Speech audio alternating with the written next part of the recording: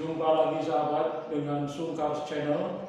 Kali ini kita akan melihat perkembangan pembangunan di Kota Tegal, terutama keseimbangan antara pusat kota dan daerah pinggiran atau periurban yang kita lihat pada perencanaan pembangunan kontemporer yang sekarang sedang berjalan. Kita akan lihat, tapi sebelumnya jangan lupa subscribe, like, and share kanal Abdullah Sungkar ini untuk kita dapat sering berjumpa kembali di dalam tayangan-tayangan berikutnya. Yang saya gunakan ini adalah masih menggunakan peraturan daerah tentang tata ruang yang lama. Nanti kita akan lihat yang baru. Kita di Kota Tegal ini sedang diramaikan oleh pembangunan-pembangunan yang dilakukan oleh Wali Kota Dedion bersama jajarannya. Kita sudah melihat alun-alun Kota Tegal yang sudah dibangun tapi belum difungsikan. Demikian juga koridor Jalan Pancasila dan Taman Pancasila yang sudah dibuka kemudian ditutup kembali. Juga pembangunan yang sedang berjalan di koridor Jalan Ahmad Yani yang saat ini kegiatannya atau proyeknya sedang berlangsung. Tetapi kita tidak melihat atau kita tidak mendengar atau kita belum mendengar pembangunan-pembangunan di wilayah pinggiran Kota Tegal atau yang kita sebut dengan periurban atau kalau di dalam istilah urban design dikenal juga city edge. Situ itu kota, edge itu ya pinggiran. Jadi bagaimana pembangunan di wilayah-wilayah kota yang berada di pinggir. Kita akan lihat dulu, kita melakukan touring dulu. Kita lihat pada peta ini. Nah, yang berwarna kuning ini, ya, sebentar. Nah, yang berwarna kuning ini kita besarkan.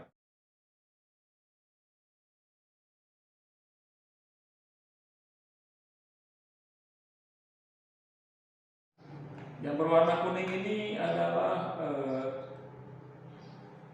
perumahan atau wilayah hunian yang terkonsentrasi di Tegal Barat dan Tegal Timur. Memang karena pada awalnya Kota Tegal ini terdiri dari Tegal Barat dan Tegal Timur. Tapi setelah 1980-an mendapat perluasan Kecamatan Margadana dan sebagian Kecamatan Tegal Selatan yang mendapat wilayah dari Kabupaten Tegal. Kemudian juga yang warna merah ini, koridor-koridor jalan yang berwarna merah adalah pusat perdagangan dan jasa.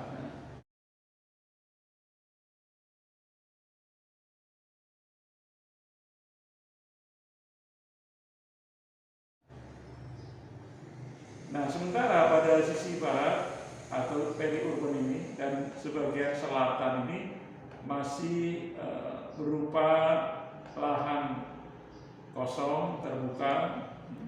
Kita lihat perumahan di Muara Reja bagian timur, lihat padat, yang sebelah barat terlihat jarang. Nah, kemudian ke selatan di lahan kosong, tambak, rawa dan lain sebagainya. Nah, di sebelah barat, Margadana ini juga masih banyak lahan kosong.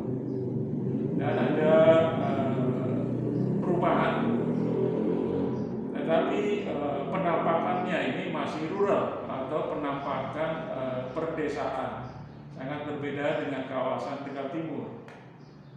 Nah, repotnya pengembangan wilayah ini dari periode ke periode hanya merupakan wacana saja tentang pemerataan keramaian dan lain sebagainya, tetapi pusat kota sebagai pusat kegiatan politik lebih dominan perkembangannya, dan membangun pusat kota sama dengan membangun image dari penguasa kotanya, sehingga ada bonus politik ketika kita membangun pusat kota, hal yang tidak kita dapatkan ketika kita membangun daerah pinggiran ini, sehingga wajar.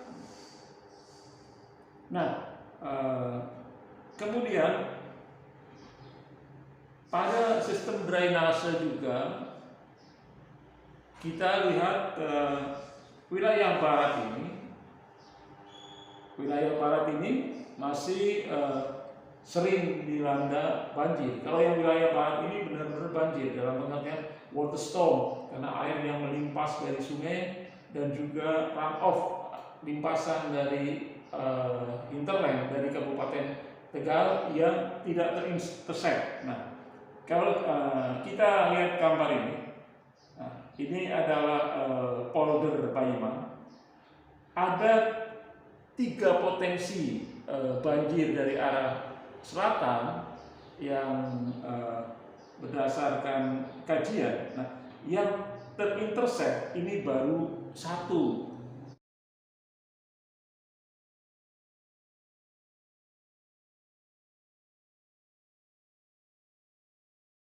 Yang diintersect oleh sistem polder Paiman. Ini pun polder Paiman field drainage atau drainase lapangan pendukungnya belum sempurna.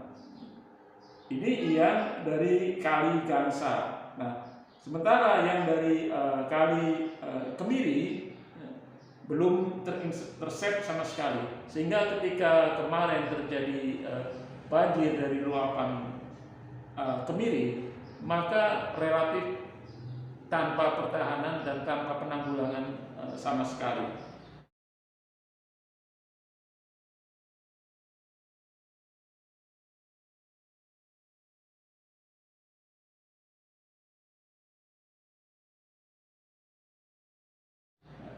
Sering saya katakan bahwa banjir Margadana dan secara keseluruhan sebagai sebuah kecamatan, terutama pada sisi selatan jalan raya, ini akan terulang dan terulang lagi.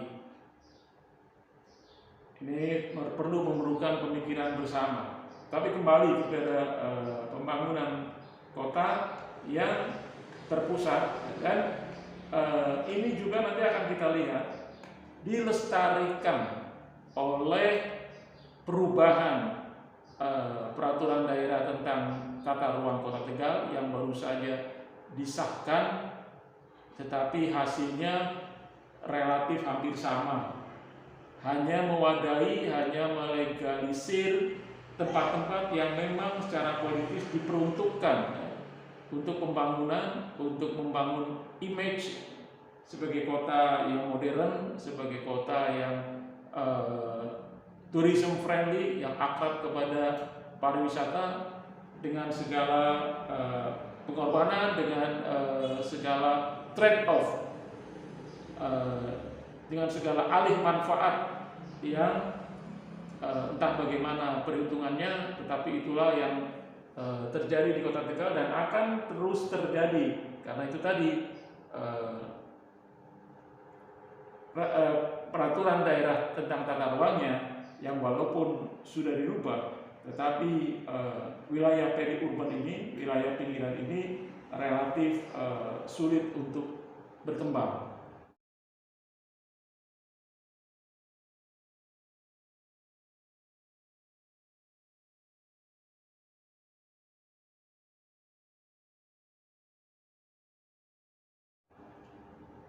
Terima kasih sudah menyaksikan Abdullah Sungkar Channel. Sampai jumpa pada tayangan berikutnya. Wassalamualaikum warahmatullahi wabarakatuh.